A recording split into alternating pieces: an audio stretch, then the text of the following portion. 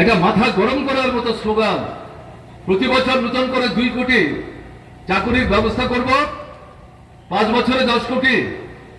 আমাকে ভোট দিন, দেখুন বেকার সমস্যার সমাধান করতে পারি কিনা। 5 বছরের জায়গায় 10 বছর হলো, এই সময় বেকার সমস্যার সমাধান দূরের কথা, প্রতি বছর 90 থেকে আরম্ভ করে প্রায় 98 লক্ষ নতুন বেকার ছেলে মেয়ে কাজের জন্য লাইনে দাঁড়াচ্ছে।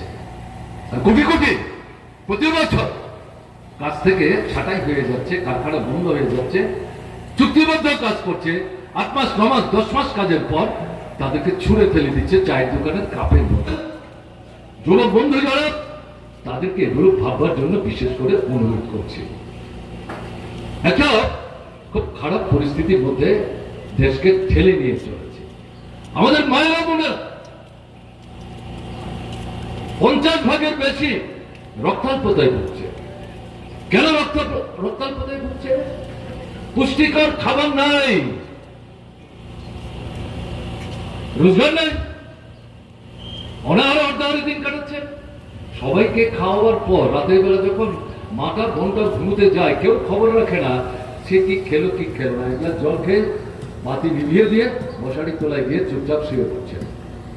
এরপরেও প্রাণাধিক প্রিয় শিশু সন্তান তার পিঠ বুলাচ্ছে। দিল্লির ক্ষমতায় রেখে এই যে জ্বলন্ত সমস্যা দেশের কোটি কোটি মানুষের জীবনে দগ্ধ হচ্ছে, এর থেকে মানুষকে রক্ষা করা যাবে না। কাজেই মনে করার কোনো কারণ নেই।